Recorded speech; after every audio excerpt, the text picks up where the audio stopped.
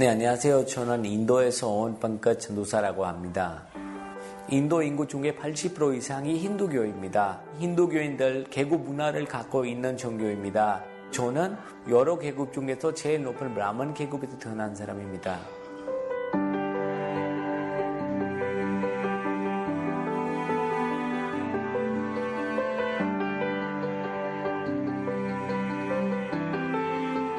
너무나도 제 인생 마음도 살다 보니까 집에 경들도 많이 오게 되고 그때 아마도 부모님께서 걱정해서 직접 조금만 고생하면서 삶에 뭐인지 제가 메울 수 있다고 생각해서 저를 이 한국 땅에 보낸 것 같습니다. 처음에 한국에 왔을 때는 예수도 몰랐고 교회도 몰랐고 인도 사람들 조폭의 캡이었어요. 캡.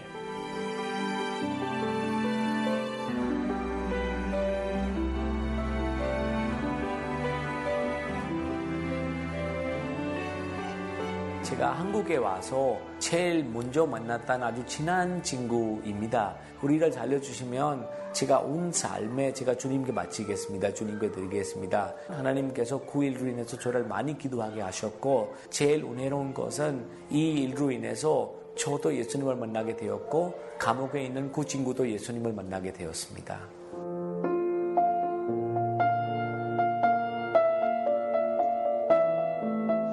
놀랐어요, 진짜. 쇼하고 있나? 아니면 진짜로 바꿔나? 근데 나중에 교회 계속 일요일마다 다녀봤더니 바꿔버렸어요. 인도에서 한국으로 오는 사람 사이에 이런 얘기가 있어요. 한국에 가면 펑커전을 만나라고. 그걸 만나면 어려운 일에 도와줄 거라고.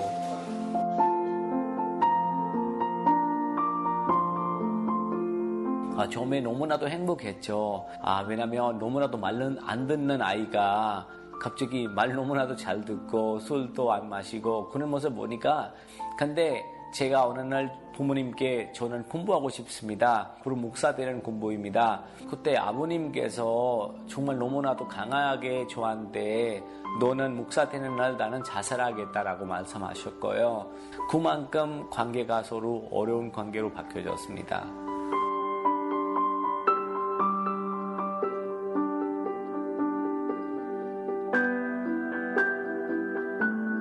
인도 사람들이 기독교를 어떻게 이해하냐면 저거는 천민들이 믿는 그 종교라고 하는 고정관념이 이 사람들에게는 있어요. 그러니까 그만큼 인도에서 높은 계급에 있는 사람들이 기독교로 개종한다는 것은 거의 불가능에 가깝다.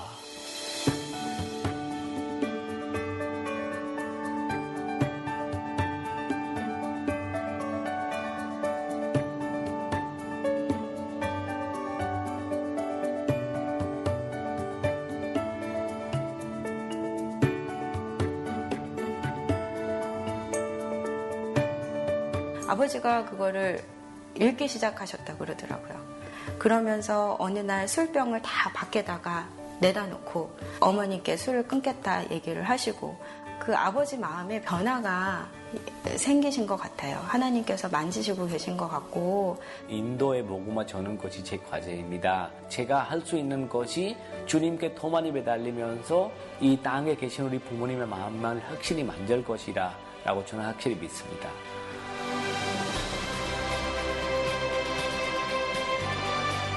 하나님께서 처음에 너는 인도를 위해서 내가 사용하고 있다. 그 음성을 들을 때 정말 많이 울었습니다. 딴가지라고 하는 한 인간과 한 영혼의 이 변화 그리고 그 개종과 순례자가 선교사로 쓰임받는 이 역사적인 큰 모습이 나는 바로 이 딴가지 전도사를 통해서 하나님 보여주신다라고는 보고 있거든요. 저는 인도는 하나님 나라로 세우고 싶은 꿈을 갖고 있습니다. 제가 복음 전할 수밖에 없습니다. 인도에서 마지막 숨 쉴 때까지 인도분 앞에서 참 예수님의 제자답게 살고 싶습니다.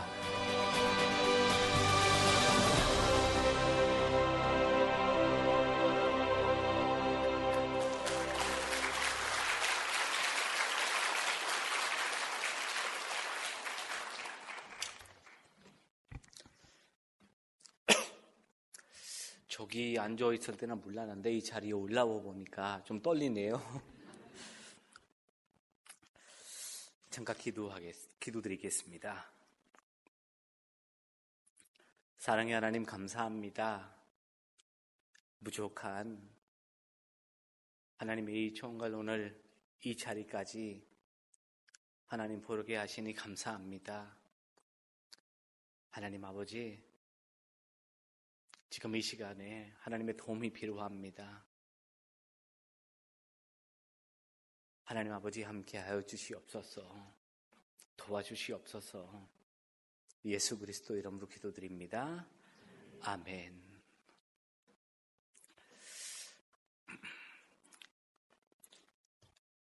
여러분 질대 불가사의 혹시 아시죠?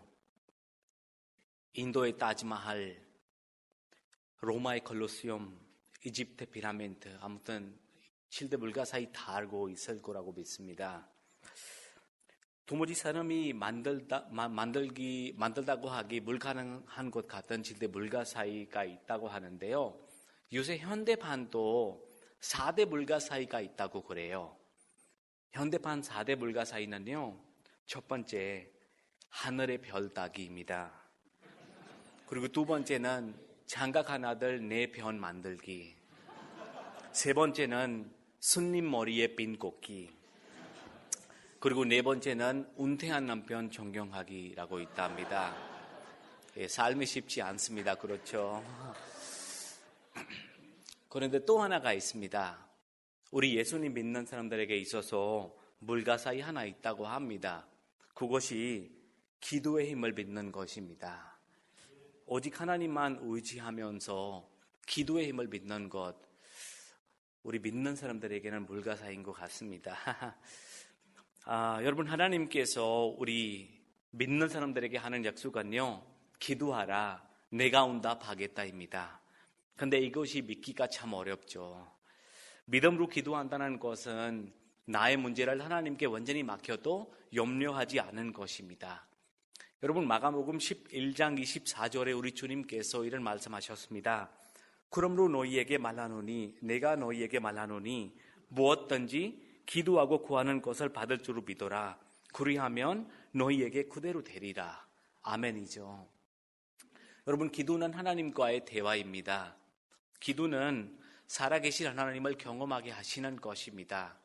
기도는요, 오직 하나님만 의지하면서 사는 것이 기도입니다. 그래서 지금 이 시간 하나님의 약속, 기도의 응답에 대해서 여러분랑 조금 나누려고 합니다. 여러분, 오늘 말씀이 우리 주님께서 기도에 대한 권했던 말씀입니다. 기도는 왜 하는가? 응답해 주시니까 하는 거죠. 주님께서 기도하면 응답해 주시니까. 구하라, 그리하면 주실 것이요. 여러분, 이 약속은 엄청난 약속입니다. 사실 이 말씀이 우리 삶의 모든 문제를 해결해 주는 말씀입니다. 우리가 기도를 알면 우리에게 다가온 문제를 참 쉬워집니다. 오늘 본문은 또 잘 보시면 우리 주님께서 기도 응답에 대한 약속은 엄청나도 강조하셨습니다. 오늘 말씀만 보면 구하라, 찾으라, 두드리라, 다 기도에 대한 권했던 말씀입니다.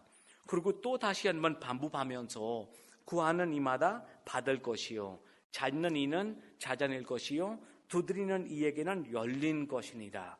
우리 주님께서 말씀하셨습니다.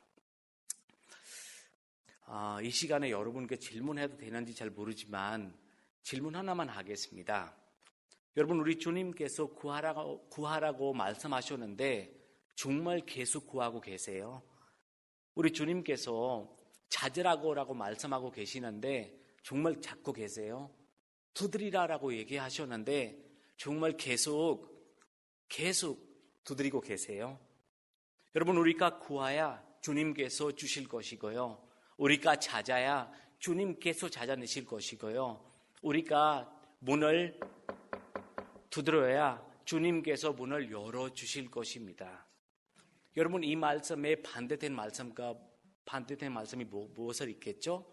우리가 구하지 않으면 주님께서 안 주실 것입니다. 우리가 찾지 않으면 주님께서 안 찾아내 주실 것입니다. 우리가 두드리지 않으면 주님께서 문을 안 열어주실 것입니다. 여러분, 우리 주님께서 한 번 또 이 점에서 강조하시기를 하나님은 아버지라고 말씀하고 계십니다. 오늘 9절 말씀을 보면 너희 중에 누가 아들이 떡을 달라고 하는데 토를 주면, 생선을 달라고 하는데 뱀을 줄 사람이 있겠느냐? 너희가 약한 자라도 준 것으로 자식에게 줄 줄 알거든. 하물면 하늘에 계신 너의 아버지께서 구하는 자에게 좋은 것으로 주시지 않겠느냐라고 말씀하시면서 또 한 번 다시 기도하라고 말씀하고 계십니다. 여러분, 우리 주님께서 우리가 기도하지 않은 것에 대해서 참 답답한 마음 느낄 수 있습니다. 우리가 기도를 잘 안 하기 때문에 고생하고 힘들어하고 답답하고 짜증나게 사는 우리의 모습을 보면 우리 주님께서 너무나도 안타깝다고 하겠죠. 여러분, 또 마태복음 26장 46절에서 우리 주님께서 하시는 말씀은 너희가 시험에 들지 않기 위해서 깨어서 기도하라 라고 말씀하셨습니다. 여러분, 기도하는 것은 그래서 중요한 것입니다. 우리가 기도하지 않으면 시험에 빠질 수 있고, 그리고 우리를 향한 하나님의 계획을 깨달을 수도 없습니다. 사실 예수님을 만나기 전에 저도 그랬습니다. 저도 기도의 힘을 잘 몰랐습니다. 한동안 제 자신의 힘으로 세상을 살아보았습니다. 여러분, 저는 전혀 그렇게 안 생겼지만, 제가 인도에는 계급 문화 알고 계시죠? 전혀 그렇게 안 생겼지만, 인도에서 제일 높은 브라만 계급에서 태어난 사람입니다. 저도 어렸을 때부터 제 계급을 믿고 살았습니다. 갖고 있는 돈을 믿고 살았습니다. 친구들 믿고 살았습니다. 그리고 인도에서 힘 있는 제 아버지를 제가 믿고 살았습니다. 우리 아버지는요, 국회의원이었습니다. 전혀 제가 그렇게 안 생겼죠. 그렇죠?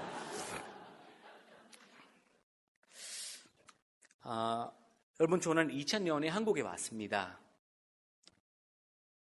사실 한국에 온 이유는요, 제가 다른 나라에 가서 좀 고생해야 제가 제 정신을 차릴 수 있다고 생각해서 저를 한국에 보냈습니다.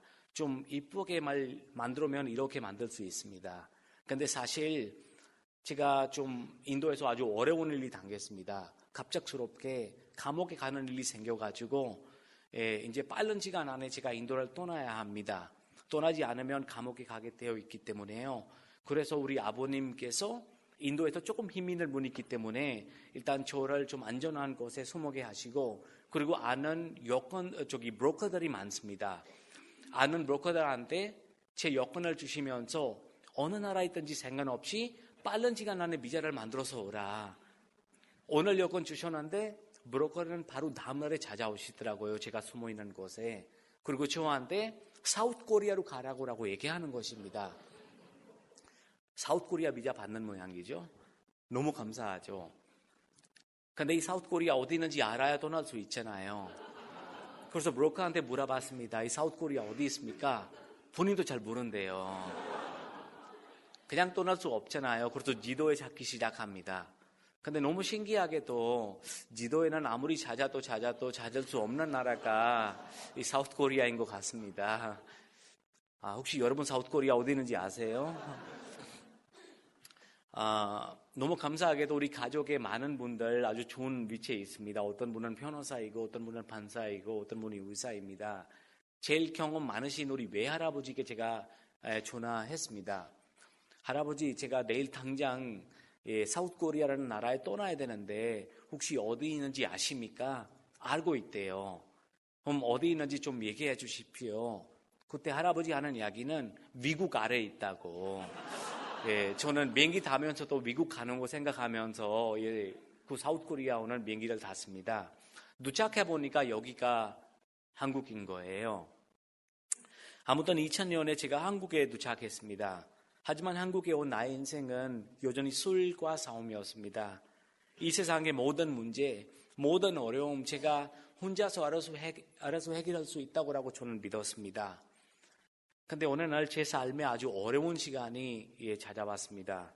그 어려운 시간으로 인해서 정말 제가 믿고 있는 모든 사람들 저한테 등을 돌렸습니다. 그리고 저도 모르게 그 어려운 시간이 있기 때문에 저는 교회 가서 처음에 예수님 앞에 무릎을 꿇고 기도하는 것입니다. 너무 감사하게도 그 어려운 시간으로 인해서 우리 주님께서 제 마음을 만져주시고 제 기도를 응답해 주셨습니다. 그리고 저는 2004년에 제 온 삶에 우리 살아계신 주님께 바쳤습니다. 제가 어려운 시간 얘기하니까 많은 분들 표정 보니까 그 어려운 시간이 얼마나 어려울까 그거 잠깐 안 하겠습니다. 2004년이었습니다. 제가 처음에 교회에 오는 계기는요, 제 어떤 친한 친구가 여기 한국 땅에 인도분들 교회에서 모인다. 저는 힌두교 가족에서 태어난 사람입니다. 그리고 제 부모님 말씀드리자면 제 부모님은 아주 강한 힌두교인입니다. 우리식으로 표현하면 힌두교 선교사라고 얘기할 수가 있습니다. 그래서 힌두교 선교사의 아이가 지금 한국에 와 있는데, 그리고 많은 인도 사람들 교회 간다고라고 소식을 들었습니다. 어떤 교회인지, 어떤 인도 사람 교회 가고 있나, 자기 종교 떠나서 교회 가고 있나, 가서 한번 좀 얼굴 좀 봐야 되겠다 좀. 그래서 인도 분들 괴롭히기 위해서 처음에 교회까지 찾아갔습니다. 마침내 또 어떤 저랑 아주 친한 친구가 저한테 부탁하는 거입니다. 야, 그 교회 가니까 자기가 좋아하는 전도사님이 한 분이 있대요. 내가 너무 좋아 안 되는데, 근데 내가 표현 못합니다. 좀 가서 인도 사람들 알아서 하고 나는 좀 그 친구를 만나기 위해서 좀 도와주라. 그래서 같이 가자고 얘기했습니다. 그래서 교회에 와서 이 두 가지 목적을 갖고, 첫 번째는 인도 사람 괴롭히기 위해서, 두 번째 그 여자 전도사님, 지금 현재서는 제 부인입니다. 네. 친구가 좋아한다고 하니까 그래도 내가 도와주겠다 내고 갔습니다. 아무튼 3개월 정도 지켜보니까 정말 교회 분들이 괜찮더라고요. 무엇보다도 제가 어렸을 때부터 꿈꾸는 여자가 있었는데요. 이 여자 전도사님이 바로 그런 분인 것 같더라고요. 그래서 이 친구한테 아직까지도 너무 미안하지만 그 친구한테 얘기했습니다. 너는 아니다. 그래서 제가 열심히 이제 쫓아다니기 시작했습니다. 교회 안 올라가 했는데 오히려 내가 한 자매로 인해서 교회까지 오게 되었습니다. 이제 어떻게라도 이 친구의 마음의 문을 열어야 되는데 어떻게 열을까 열심히 노력했습니다. 근데 안 열리더라고요. 그래서 아무튼 열심히 쫓아다녀야 되겠다 생각밖에 없었습니다. 우리 교회가 외국인 근로자 선교회입니다. 그래서 1년에 2번 추석 때 그리고 설 때 외국인들 데리고 국토순례를 떠납니다. 그때도 추석이었는데 이제 2박 3일 동안 국토순례 떠나려고 했는데 저도 제 이름을 신청했습니다. 사실 목적은 어디 여행 가는 거 아니고 어떻게라도 이 친구의 마음의 문을 열어주시는 것이 제 목적이기 때문에 그래서 신청했습니다.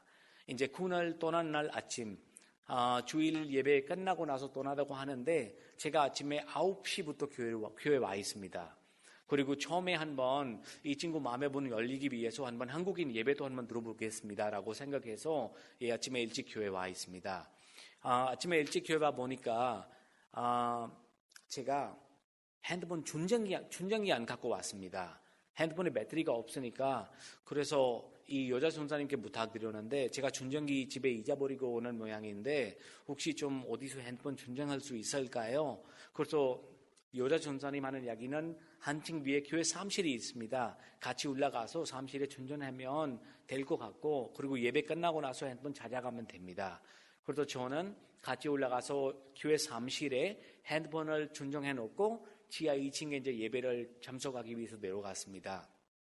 1시간 반 정도 끝나고 나서 제 핸드폰을 찾기 위해서 다시 교회 사무실에 올라와 보니까 교회 사무실에서 어떤 사람이 제 핸드폰을 훔쳐갔습니다. 너무 화가 나는 거예요, 그때. 85만 원짜리 핸드폰. 야, 교회도 도둑놈들이 많구나. 그런 생각이 났습니다. 너무 화가 났는데 근데 참았습니다. 참는 이유는 아직까지 잘 보여주는 거 다 없어질까 봐요. 그래도 참았습니다. 아무튼 핸드폰 없이 저는 부산에 떠나게 되었습니다. 이제 거의 부산 다 도착해서 이 주하는 전사님 핸드폰으로 저랑 아주 친하게 지났던 친구 연락이 왔습니다. 그리고 저한테 이 여자 전사님 핸드폰으로 전화 받으면서 저 좀 바꿔달라고 얘기합니다. 제가 전화를 받았는데 막 저한테 화를 내면서 본인이 아침에 뭐 10시 정도부터 10시 반 정도부터 계속 전화하고 있는데 왜 전화 안 받냐고, 제가 무슨 일인지 좀 나한테 얘기하라고. 이 친구 하는 이야기는 오늘 사실 저한테 전화하는 이유는 오늘 저녁 때 우리가 살고 있는 지역이 포천 지역이었습니다. 그 지역에서는 오늘 군 싸움이 날 건데 너는 어디 다른 데 가지 말고 당장 포천으로 들어오라, 집으로 들어오라. 그거 하기 위해서 저한테 전화했는데, 근데 제 전화기가 이제 제 전화기도 훔쳐가기 때문에 제가 이 전화를 받을 수가 없잖아요. 그래서 저는 저기 부산으로 떠났죠.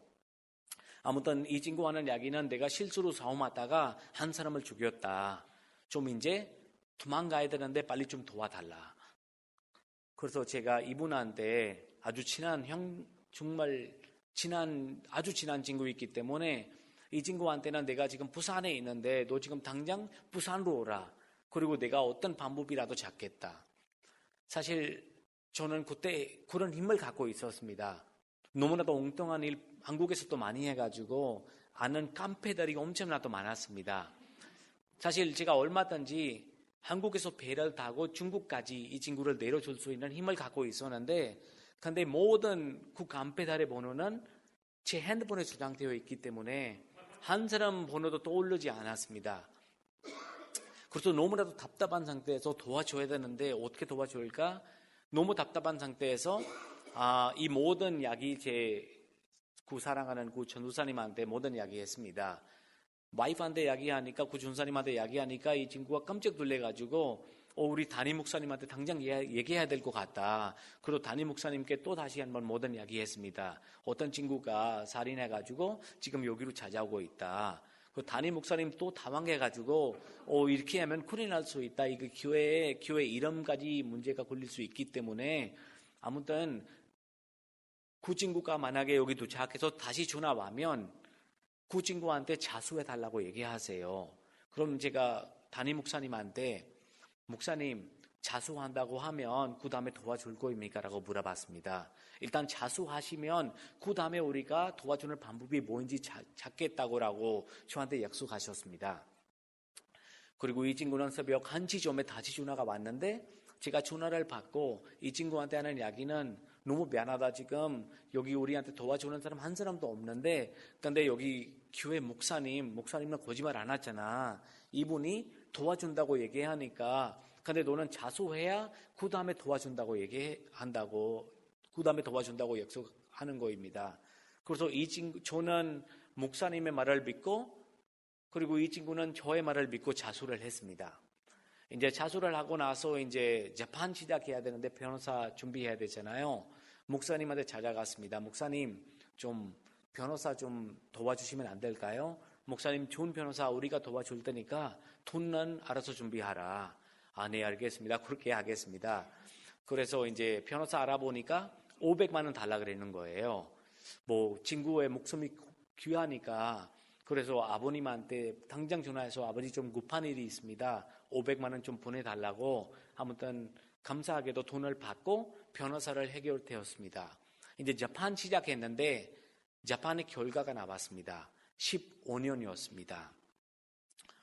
사실 이만큼 많은 돈을 변호사한테 주면서 15년의 결과 나왔는데 너무나도 마음이 힘들었습니다.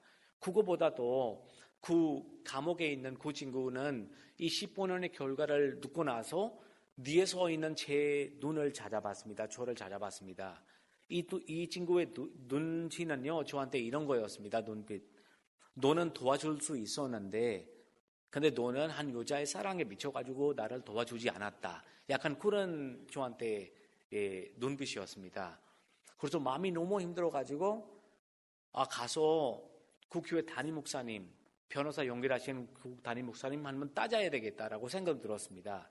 그래서 너무 화가 난 상태로 교회까지 갔는데, 근데 교회 문 앞에서 이 여자 순사님 또 만났습니다. 그때 이 여자 전사님 저한테 하는 이야기는 우리가 다 알고 있다. 어떤 문제 있는지 결과 다 알고 있는데 일단 화내지 말고 같이 나랑 같이 잠깐 예배당으로 가자. 그리고 이 여자 전사님 저한테 하는 이야기는 방금 솔직히 얘기하면 우리가 인간이기 때문에 모든 것을 한계가 있다. 근데 오늘 내가 너한테 한 분 소개할 테니까 그분한테 너의 마음에 있는 모든 문제, 너의 마음에 있는 모든 염려, 걱정 다 마음 편하게 얘기하라. 그분은 확실하게 너를 도와줄 것이다. 그래서 그 조그만 예배당에 기다리고 있었습니다. 그분이 어떤 분인가, 언제 오신 건가. 1분 있다가 이 여자 전사님 하는 이야기는 그분이 예수님이다. 그리고 예수님은 지금 또 이 자리에 우리와 함께 계신다.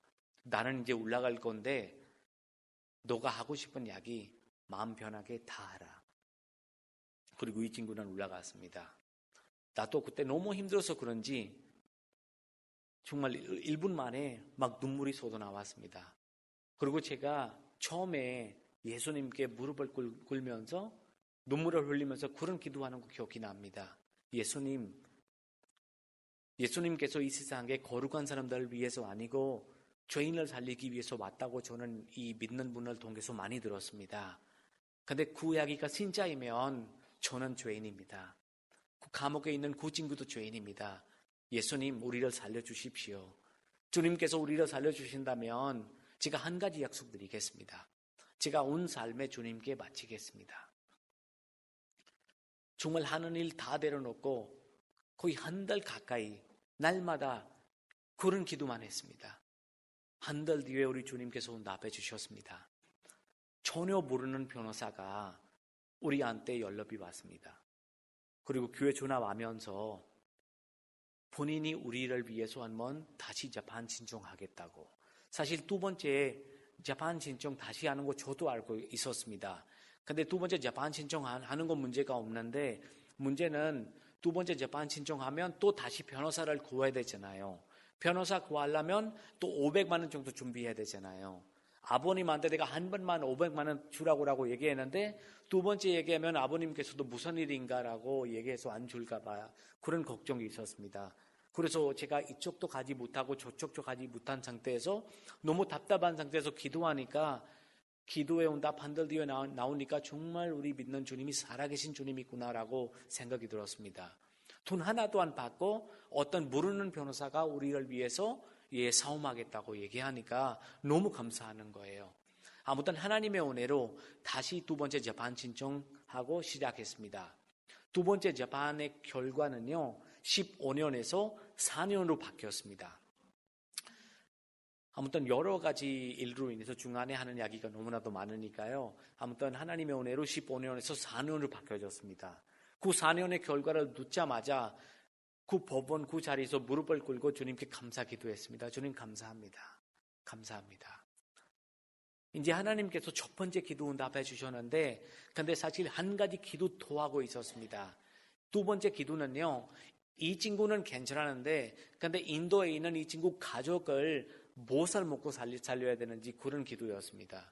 사실 이 친구가 매달마다 돈을 벌어서 인도로 보내야 그리고 인도에 있는 이분의 가족, 식구 잠깐 여러분께 소개하면 와이프 있고 딸 2명 있고 어머님 있고 형수님 있고 그리고 형수님의 자녀 3명 있습니다. 이 친구가 돈을 벌어서 보내야 이 8명 식구가 같이 먹고 살릴 수 있는데 근데 4년 동안 이 가족이 무엇을 먹을까? 그런 걱정으로 인해서 또 다시 주님 앞에 나왔습니다. 이번에 제가 하는 일 다 내려놓고 그냥 교회로 이사 왔습니다. 온 짐을 갖고. 제 온 짐 얘기하면 가방 이 정도였습니다.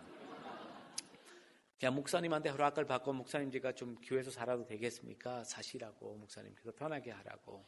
그래서 거의 한 달 가까이 30일 가까이 또 기도했습니다. 하나님의 은혜로 또 한 달 뒤에 하나님의 답이 나왔습니다. 저는 전혀 모르는 집사님. 우리 그 집사님은 원래 우리 교회 다녔는데 근데 어떤 일로 인해서 6개월 전에 우리 교회를 떠나서 다른 교회로 이사가는 분이었는데 이분이 담임 목사님한테 전화가 왔습니다. 본인이 어떤 분 도와주고 싶은데 좀 한 사람 연결할 수 있나요? 그래서 목사님이 바로 저를 연결해 주셨습니다.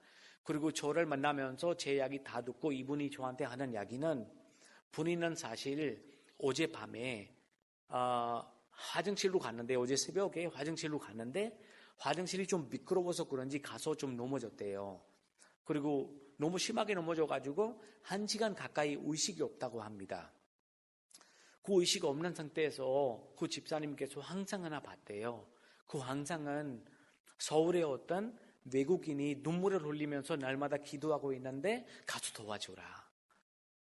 이 집사님이 1시간 뒤에 의식을 다시 잡고 나서 본인이 아는 외국인 교회 하나밖에 없습니다. 왜냐하면 얼마 전까지 한 교회 다녔는데 아침에 되자마자 목사님한테 전화하면서 목사님 어떤 외국인 어려운 거 없나요? 제가 좀 도와주고 싶은데 목사님이 저한테 연결하면서 저한테 다 이야기했습니다. 그리고 이분이 그 시간에 우리한테 하는 약속은 본인이 매달마다 인도에 있는 그 가족한테 매달마다 30만 원 후원하겠다고. 그리고 하나님께서 너무나도 강한 환상을 보여주셔가지고 감옥에 있는 이 친구한테도 매달마다 30만 원 후원하겠다고 약속하셨습니다. 매달마다 60만 원 후원하는 거로. 여러분, 이 모든 기적은 밖에서 저도 경험하고 있지만 감옥 안에서 그 친구도 경험하고 있잖아요. 이 모든 기적을 경험하면서 이 친구의 마음이 감옥 안에서 움직이기 시작합니다. 이 친구는 감옥 안에서 하나님의 말씀을 보기 시작합니다. 그리고 말씀을 보는 사람은 하나님께서 확실히 역사를 나게 하십니다. 이 친구는 감옥 안에서 주님을 영접했습니다. 너무나도 주님을 만나고 나서 너무나도 변화된 삶을 사니까 감옥에서 제일 높으신 분, 직접 자기 손으로 대통령한테 편지를 썼습니다. 어떤 외국인이 너무나도 변화된 모습이 우리가 눈으로 확인하고 있는데 이 친구는 외국 사람이기 때문에 좀 빠른 시간 안에 자기 나라로 보내면 안 될까요? 라고 요청의 편지 대통령한테 썼습니다. 하나님의 은혜로 이 친구가 4년 살아야 되는데 근데 2년 만에 1년 반에서 2년 사이에 이 친구가 인도로 다시 들어가 버렸습니다. 여러분, 이 모든 스토리 제가 여러분한테 말씀드리는 이유는요, 이 사건 잘 보세요. 이 모든 사건 가운데 제 아는 분 한 사람도 없었습니다. 저는 그 도와주시는 돈 하나도 안 받고 도와주시는 그 변호사님도 저는 잘 모르는 분이고 매달마다 60만 원 후원하시는 그 집사님도 저는 모르는 분이고요. 그리고 대통령한테 편지 쓰시는 그 감옥에서 제일 높으신 분 저는 모르는 사람입니다. 제가 아는 사람 딱 한 분이었습니다. 누구인지 아세요? 예수님입니다. 여러분, 제가 믿고 제 모든 걱정, 제 모든 염려 다 주님께 맡기니까 주님께서 제 삶을 선한 길로 인도해 주셨습니다. 우리 믿는 주님이 살아계신 주님이기 때문에입니다. 이제 하나님께서 기도 응답하시니까 정말 날마다 기도하는 자리에 열심히 나갔습니다. 날마다 주님 앞에 나가면서 주님께 기도했습니다. 어느 날 새벽 기도하고 있는데 하나님께서 저한테 얘기하는 것 같다는 생각이 들었습니다. 제가 하나님의 음성을 처음에 듣는 것이 방까지 너는 이제 신학 공부하라였습니다. 여러분, 하나님께서 저한테 무엇을 얘기한다, 무엇을 저랑 대화한다, 너무 감사한 일이죠. 근데 저는 그 시간에 감사하지 않고 물병했습니다. 왠지 아세요? 제가 어렸을 때부터 제일 싫어하는 것은 공부였습니다. 하나님께서 공부하라고 얘기하니까 정말 순종 안 하고 싶었습니다. 오히려 제가 반대로 그런 기도 시작했습니다. 하나님, 혹시 잘못 얘기하는 거 아니죠? 제 몸에 있는 세균이 공부하는 세균이 아닌 거 알고 계시죠? 저는 인도에서 얼마나 공부 안 하길래 여기까지 와 있잖아요. 이 한국 땅에 인도 사람들 5,000명 정도 와 있는데 다른 분 데 가시면 되지 않겠습니까? 저는 아닙니다, 하나님.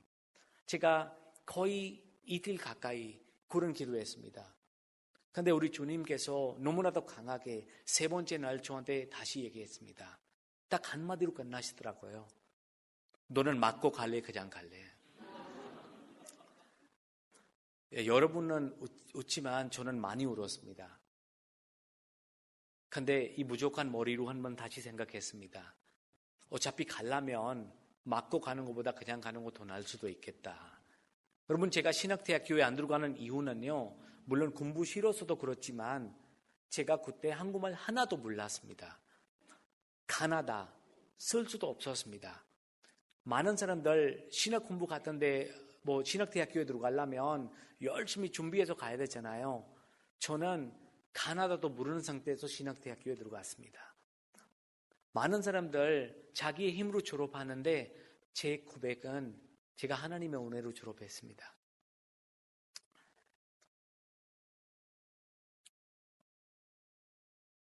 여러분, 우리 믿는 주님이 살아계신 주님입니다. 아무튼 하나님의 말씀은 제가 처음에 순종했습니다. 순종 안 하고 싶은데도 한번 순종해보자, 그런 마음이 있기 때문에 처음에 순종했는데 하나님께서 제 삶에 첫 선물을 주셨습니다. 뭐인지 아세요? 제 사랑하는 여자와 함께 하나님께서 결혼을 시켜주셨습니다. 여러분이 결혼도 간증입니다. 사실 지금도 한국에는 이 자별이 엄청나도 강합니다. 한국인하고 외국인 결혼하는 거 자별. 제가 2005년에 결혼했습니다. 그때 자별이 얼마나 강할까 생각해 보세요. 근데 저는 남자이죠, 남자. 남자의 자존심. 아마 이 자리에 있는 남자분들 다 알고 있을 거입니다.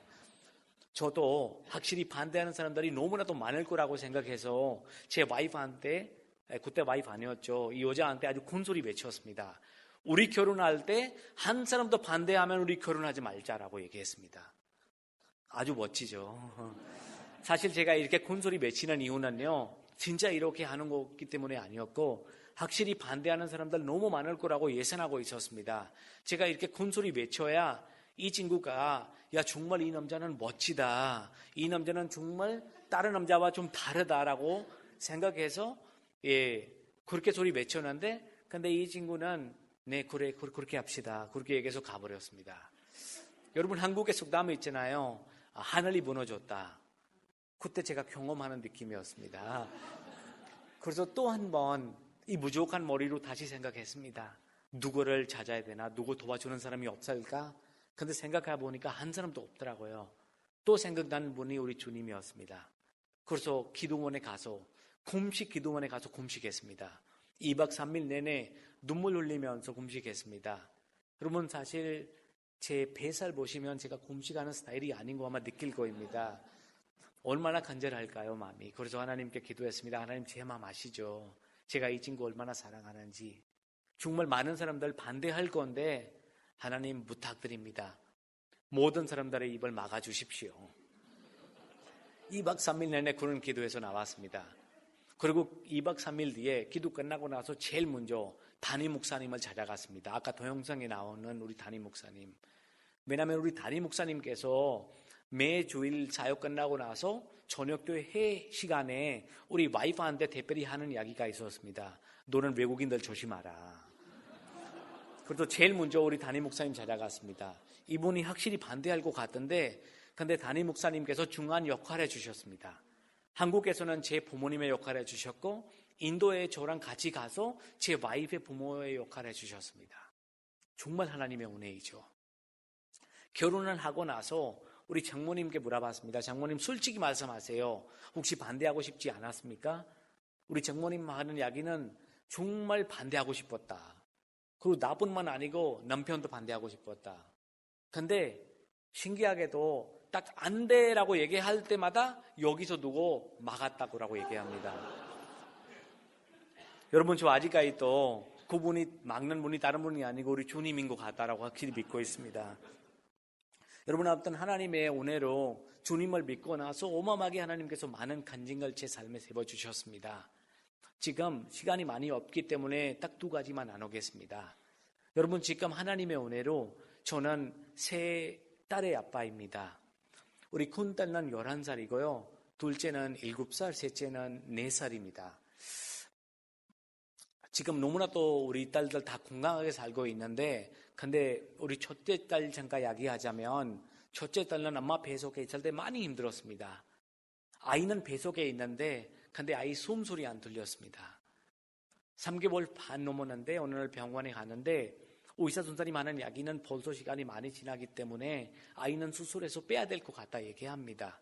그래서 제가 의사 선생님한테 벌써 이렇게 많이 기다렸는데 혹시 한 달 정도 또 기다리면 안 될까라고 부탁드렸는데, 의사 선생님 하는 이야기는 아니다. 내가 책임지는 의사이기 때문에 혹시나 잘못 일어나면 다 내 책임이라서 안 됩니다. 아이는 빨리 수술해서 좀 빼야 될 것 같다라고 얘기합니다.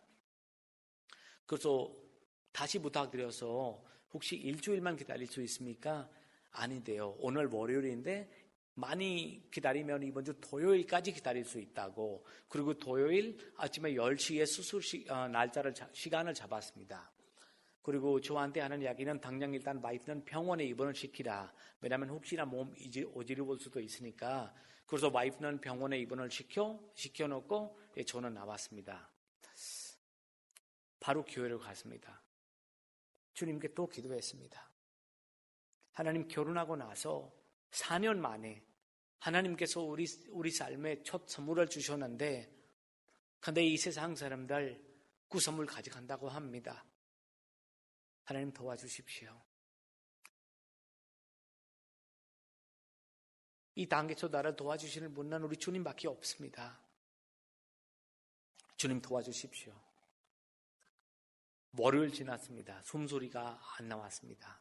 화요일 지났습니다. 숨소리가 안 나왔습니다. 수요일 되니까 마음이 힘들어지기 시작합니다. 숨소리가 안 들어왔습니다. 오늘 금요일이 되었습니다. 정말 오늘까지도 숨소리 안 들어오면 내일 우리 아이 데리고 간다고. 그래서 아는 친구들한테 문자를 보냈습니다. 오늘 생각날 때마다 나를 위해서, 우리 가족을 위해서, 우리 아이를 위해서 좀 기도해 달라고. 그리고 금요일 밤새도록 엄마 베비에 손을 올려서 기도했습니다. 밤새도록 하나님의 말씀을 읽었습니다. 여호와는 나의 목자이시니 내게 부족함이 없을 것이다. 밤새도록 찬양을 불렀습니다. 너 구신 걱정 말아라. 주 너를 지키리.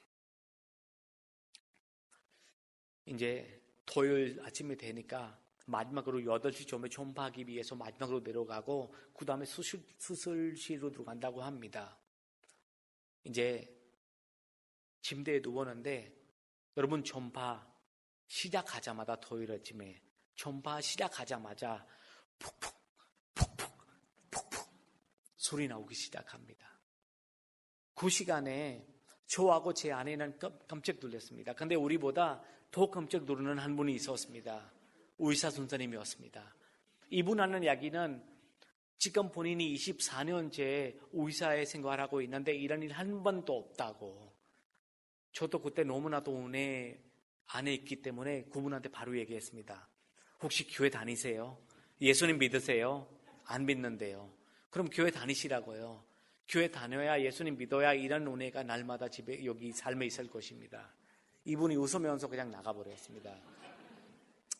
그리고 하나님의 은혜로 첫 아이는 건강하게 태어났습니다.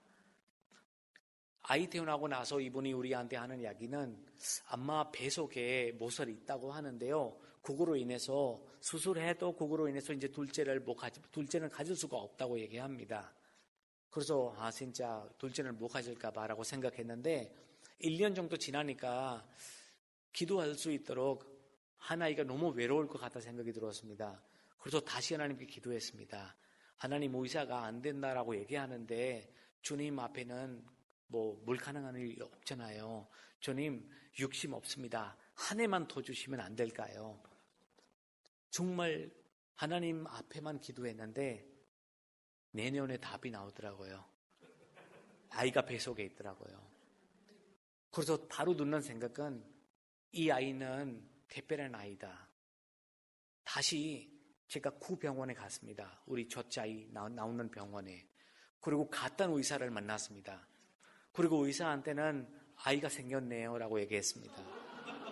의사하는 이야기는 그럴 수도 있다고 얘기하는데요. 아무튼 하나님의 은혜로 둘째는 또 건강하게 나왔습니다. 셋째를 위해서 기도도 안 했는데 하나님께서 그냥 주셨습니다. 또 하나님의 계획이 있는 것 같다 생각이 들어서 다시 구 병원에 가서 그 의사를 찾았습니다.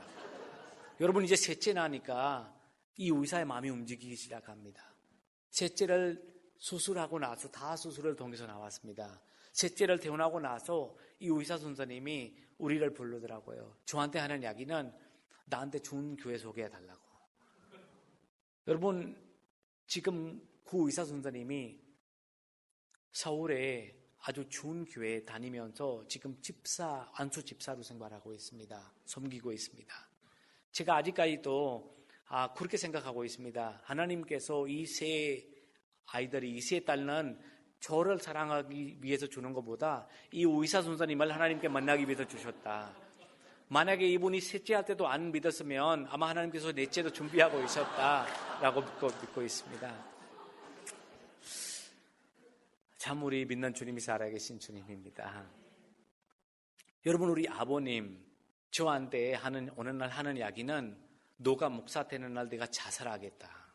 그런데 여러분, 그 아버님이 열심히는 아니지만 지금 성경을 계속 읽고 계십니다. 지금 그 이야기 잠깐 여러분랑 나누려고 합니다. 2016년에 제가 CGN TV와 함께 어떤 방송을 진행하다가 같이 함께 인도로 가게 되었습니다. 사실 제 계획 없이 인도로 제가 떠나는데 원래 8일 정도 일정을 갖고 떠났습니다. 그런데 인도에 있는 이 모든 일정이 감사하게도 6일 만에 끝났습니다. 원래 8일 만에 끝나고 나서 제가 집에 가는 계획을 전혀 없었는데 그런데 6일 만에 끝나니까 제가 한번 집에 가서 인사를 드려야 되겠다 생각이 들었습니다. 사실 마지막으로 우리 머무르는 곳이 뉴델리였는데 뉴델리에서 제가 살고 있는 제 고향이 펀잡입니다. 5시간 정도 있는 거리입니다. 그래서 오늘 밤에 늦게라도 도착해서 내일 오후에 다시 와서 비행기 타면 된다고 생각해서 집에 떠났습니다.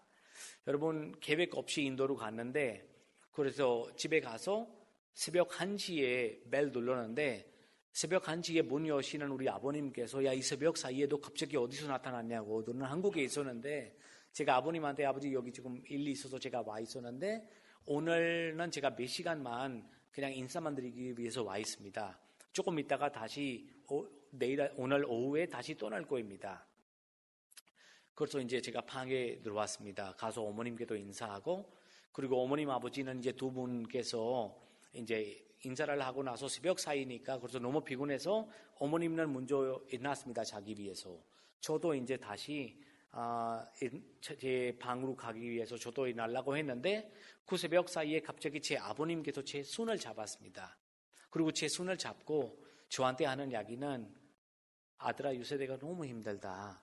좀 저랑 같이 앉아서 이야기하면 안 될까? 그것도 제가 내 아버지 말씀하십시오. 제가 듣겠습니다. 제가 10분 정도 이야기할 거라고 생각했는데 근데 우리 아버님께서 새벽 4시까지 계속 힘든 이야기 하는 거입니다. 여러분, 아버지 이야기 들어보니까 정말 아버님이 너무 힘든 것 같았습니다. 그래서 마음속으로는 이야기 듣는 시간, 그 이야기 듣는 내내 하나님께 기도하고 있었습니다. 하나님, 어떻게 할까요? 어떤 말씀 할까요? 우리 아버님한테 좀 위로가 되는 어떤 말씀 해줄까요? 좀 지혜 주십시오. 사실 그 일정 가운데 제 생일이었습니다. 제 생일이 있기 때문에 저와 같이 함께 가는 이 카메라 감독님 그리고 PD님이 저한테 선물을 주셨는데 그 선물은 인도 성경책, 힌디어로 되는 성경책이었습니다. 여러분, 그 시간에 저한테 이분들 선물 주셨는데 선물 받는 거 너무 감사하는데 근데 마음 한편에 야, 우리 집에 성경책이 많은데 왜 2개 더 주시냐. 다른 거 줄 수도 있었는데 그런 약간 마음이 있었습니다. 근데 선물 줬는데 안 받겠다고 얘기할 수도 없잖아요. 그래서 아무튼 받았습니다. 선물을 받았는데 가방에 그냥 집어넣었습니다. 근데 집에 도착하니까 아버님 이야기 듣는데 하나님께 기도하면서 하나님 지혜 주십시오. 어떤 말씀 드릴까요? 그때 하나님께서 마음에 주시는 이야기는 그 성경책 너한테 주셨잖아. 그 성경책은 너 거 아니고 너의 아버님 것이다. 그래서 아버님한테 빼서 주라. 그 여러분 새벽 4시쯤에 제 가방을 열으면서 성경책 제 손을 들고 아버님 앞에 갔습니다. 아버지, 미안합니다. 제가 너무나도 못난 아이입니다. 정말 이 어려운 시간에 아버님한테 많이 도와줘야 되는데 근데 나도 그렇게 할 수가 없기 때문에 근데 아버지, 제가 너무 힘들 때 제가 이 말씀을 읽으면서 힘을 많이 얻었습니다. 아버지께서도 혹시나 이 말씀을 읽어보세요. 하나님께서 힘을 주실 거입니다. 우리 아버님도 너무 힘들어가지고 그 시간에 성경책을 받더라고요. 성경책 받으니까 그 새벽 사이에 제가 신났습니다. 이제 처음에 힌두교인성 유사이신 우리 아버님께서 성경책 받으니까 제가 아버지 여기는 구약이고 여기는 신약입니다. 가능하면 신약 성경부터 읽어주십시오. 그리고 나는 힘들 때마다 요한복음 많이 읽었습니다. 요한복음 읽으면서 하나님께서 저한테 많이 은혜를 주셨는데 아버님도 요한복음부터 읽으세요. 그리고 빨간 줄 이렇게 딱 꼽고 왔습니다. 혹시 다음에 못 찾을까 봐. 그래서 그 새벽 사이에 전달하고 저는 이제 잠을 자기 위해서 제 방에 들어갔습니다. 이제 잠 자려고 하는데 물 안에서 잠이 안 오는 거예요. 왜냐하면 한쪽의 마음에는 지금 아버지는 너무 힘들어서 지금도 말씀 안 읽으면 앞으로 평생 안 읽겠다. 그런 생각이 들었습니다. 그래서 아버님 위해서 조금이라도 기도하고 자야 되겠다 생각이 들었습니다. 그래서 잠깐 기도 시작했는데 아마도 20분도 안 넘었는데 갑작스럽게 하나님께서 아버님 위해서 기도를 안 하게 하시고 우리 집에 바로 옆에 어떤 야스민이라는 자매가 살고 있었는데 그 자매를 위해서 계속 기도시키세요.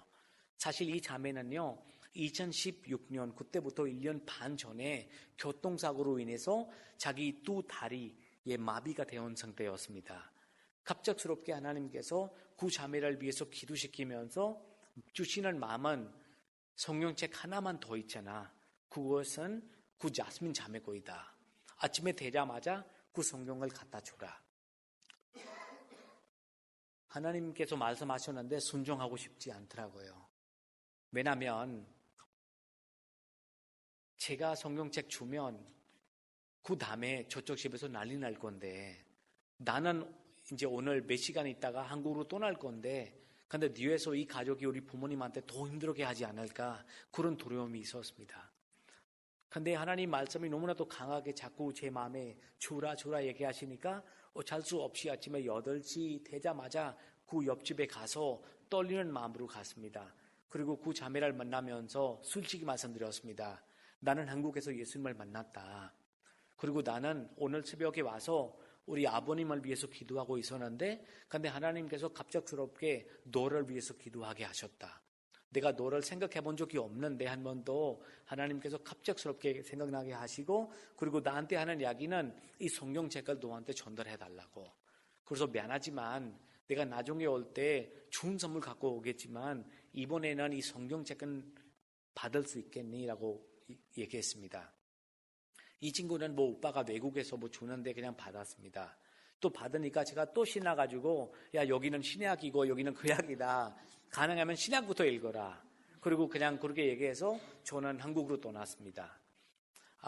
이제 6개월 정도 뒤에 인도에서 전화가 왔습니다.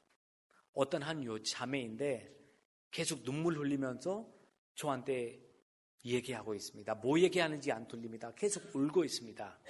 여러분 인도에서 전화가 왔는데 어떤 여자가 계속 울고 있다. 마음에 두려움이 시작했습니다. 우리 혹시 집에 무슨 일이 생겼나? 그래서 바로 핸드폰 꺼내서 집으로 전화했습니다. 집에도 누구도 전화 안 받는 거예요. 또 10분 정도 뒤에 또 다시 인도에서 전화가 왔습니다. 이번에 이 자스민 자매의 어머님이었습니다. 그리고 이 어머님이 저한테 하는 이야기는 우리 딸이 일어났다고 얘기합니다.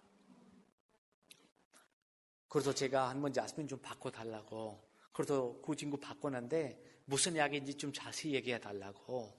이 친구 하는 이야기는 오빠가 그때 성경책 줬잖아. 읽으라고 얘기했잖아.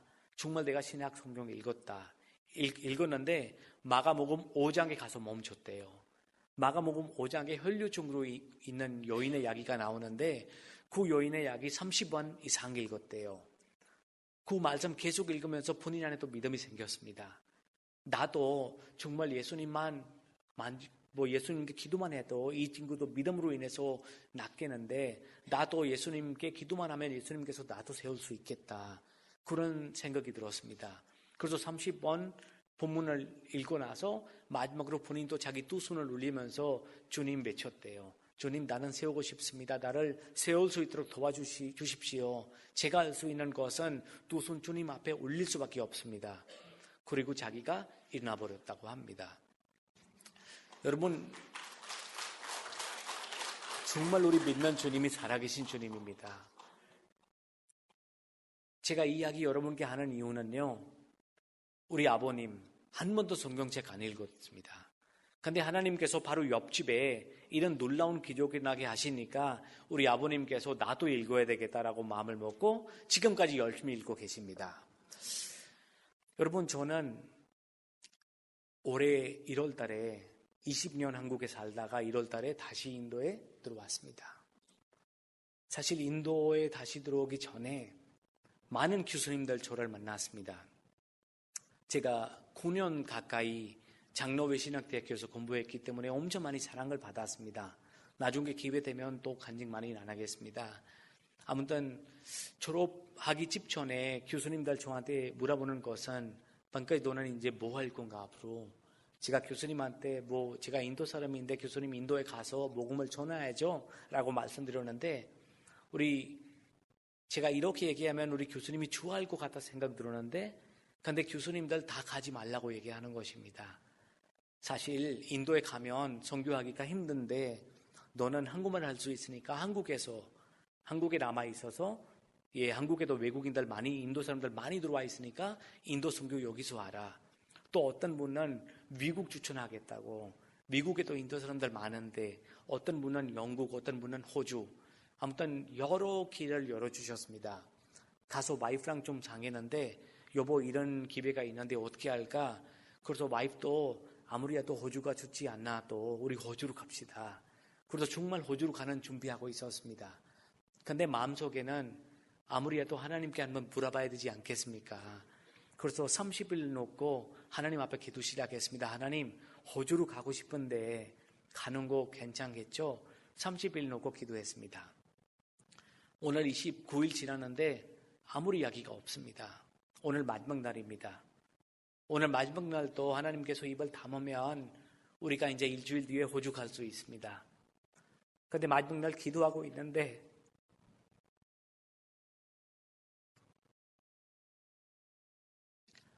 하나님의 웃는 음성을 들었습니다. 울면서 하나님께서 하시는 이야기는 방금 너는 왜 자꾸 호주 가려고 하니? 내가 너를 지금까지 인도를 위해서 준비시켰는데 저도 하나님께 다시 물평했습니다. 하나님, 나도 인도에 가고 싶은데 근데 아시잖아요. 제가 인도에 가면 제 부인은 안 믿는 가족 앞에서 선교사 역할뿐만 아니고 안 믿는 가족 앞에서 며느리 역할도 해야 되잖아요. 혹시나 가면 와이프는 힘들어서 혹시나 어떤 병에 걸리면 앞으로 내가 평생 하나님 선교 못합니다. 제가 호주에 놀러 가는 거 아닙니다. 호주에 가서도 인도 사람한테 말씀 전할 거입니다. 저기도 선교했지 않겠습니까? 하나님께서 다시 저한테 말씀하셨습니다. 내가 너한테 인도에 가서 무엇을 하라고 얘기하는 거 아니잖아. 다 내가 할 건데 그냥 내 손을 잡고 나와 같이 함께 갈 수 없겠니? 나는 혼자서 너무나도 외롭다. 다 내가 할 건데 그냥 나와 함께 가자. 여러분 그 시간에 정말 많이 울었습니다. 안 가고 싶었습니다.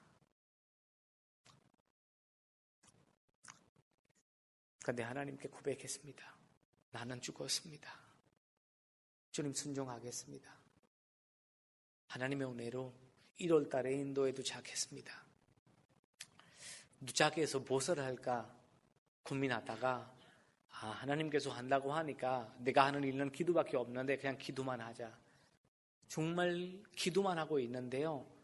어떤 분이 찾아왔습니다. 인도분. 예수님 믿는 분인데요. 근데 거의 3년 가까이 교회 안 다녔습니다. 이 친구가. 그리고 저한테 하는 이야기는 제 친구였습니다. 저한테 하는 이야기는 너는 선교하기 위해서 왔는데 우리 빨리 여기서 그럼 교회 시작하자. 너의 집에서. 내가 이 친구한테 하는 이야기는 아니다. 나는 아직 20년 만에 인도에 다시 들어왔기 때문에 1년 정도는 내가 좀 분위기 보고 그 다음에 시작할 것이다. 이 친구가 다시 저한테 하는 이야기는 너 선교사 맞냐고. 말씀을 전하기 위해서 왔는데 뭐 자꾸 1년 위에 얘기하냐고. 내가 3년째 교회 안 다닌다니까. 그래서 이 친구로 인해서 같이 함께 예배를 시작했습니다. 여러분 예배 시작하니까 일주일 뒤에 제 핸드폰으로 전화가 왔습니다. 어떤 자매가 목사님이세요? 예, 제가 목사입니다. 목사님 이름 많이 들어봤는데요. 혹시 한 가지 기도 제목 부탁드릴게요. 좀 기도해 주십시오. 갑작스럽게 내 이름 들어봤대요. 제가 인도 사람 아는 사람이 없는데 제 이름 들어봤다고 하는데 너무 감사하더라고. 얘 어떤 기도할까요? 그래서 저한테 하는 기도 제목, 부탁드리는 기도 제목이 본인 동생이 독일에 있는데 암 그리고 브레인 튜머로 인해서 고생하고 있대요. 의사가 포기했다고 합니다. 좀 기도해 달라고. 그래서 핸드폰으로 같이 함께 기도했습니다. 그리고 기도 끝나고 나서 이 자매한테 다시 물어봤습니다. 혹시 나를 어떻게 아냐고. 그래서 이분이 저한테 하는 이야기는 누구 목사님 아닙니까? 저는 아닌데요. 저는 목사는 맞는데 근데 그 목사가 아닌데요. 그래서 아무튼 그렇게 그냥 끝났습니다. 근데 일주일 뒤에 다시 그 자매가 전화 왔습니다. 목사님, 그때 전화했잖아요. 우리 동생이 다시 병원에 가서 검사 받았는데 하나님의 은혜로 브레인 튜머 없어졌다고. 본인 힌두교 가족에서 태어난 사람인데 그래서 지금은 교회 하세요. 내가 교회하면 내가 같이 참석하겠습니다. 제가 교회는 안 합니다. 우리 가족에서 우리 집에서 그냥 한 친구랑 같이 예배를 들어옵니다. 이 친구가 나도 같이 함께 예배 참석해도 되냐고. 아닌데 아직 예배 시작하는 마음은 없는데. 그래서 이분도 하는 이야기는 목사님 왜 그랬어요? 목사님 맞았어요? 그래서 나오시라고. 그럼 이렇게 한 가정 또 보았습니다. 한 가정 모이니까 또 이 친구의 누나가 있었는데 누나가 예수님 믿는 분인데 이 누나도 거의 4년 가까이 교회 안 다니더라고요. 그래서 이분 하는 이야기는 내 누나도 좀 교회 다시 들고 올 수 있도록 도와주라고. 그래서 누나 만나러 갔는데 누나 만나러 전도하기 위해서 갔는데 교회 나오시라고 얘기하기 위해서 갔는데 가보니까 바로 옆집에 남편하고 아내가 길가에 나와서 아주 심하게 싸움하고 있더라고요. 누구도 막은 사람이 없는데 내가 그 시간에 나와가지고 야 싸우지 마, 여기 모르는 사람한테 가서 막 남편은 좀 내가 뒤에 밀었으니까 이 와이프는 감동 받아가지고 평생 한 번도 나를 도와주는 사람이 없었는데 이분이 누군가 나한테 도와주냐.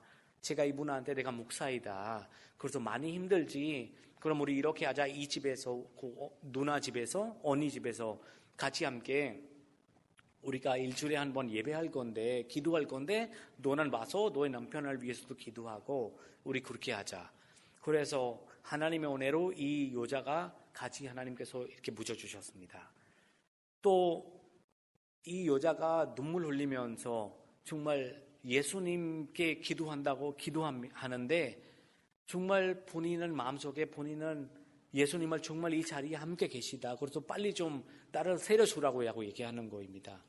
근데 그때 제가 좀 시험에 빠져가지고 사실 아직 만나기가 한 달밖에 안 되는데 세례주라고 얘기하니까 세례 줘야 되나 말아야 되나 막 고민에 빠졌습니다. 좀 3개월에서 6개월 정도 지나야 이분이 확실히 예수님을 믿냐 안 믿냐라고 확실히 알고 나서 세례 주는 거 맞지 않느냐라고 혼자서 생각하고 있는 거입니다. 그래도 주님 앞에 하나님 어떻게 할까요?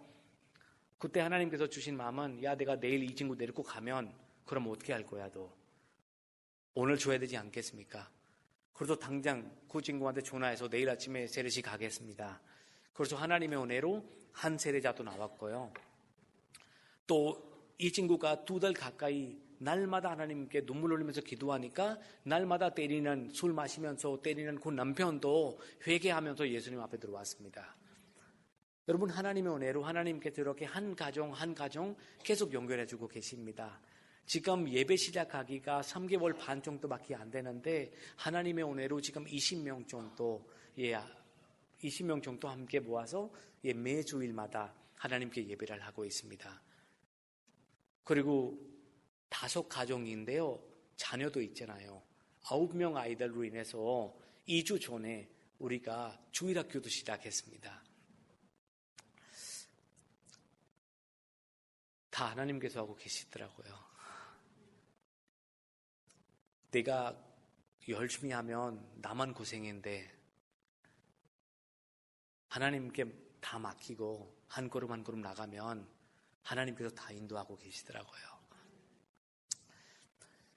여러분 정말 하나님께서 이 간증 세우는 거 너무나도 많은데 근데 시간상 이제 끝나야 될 것 같다 생각이 들었습니다. 여러분 우리 믿는 주님이 살아계신 주님입니다.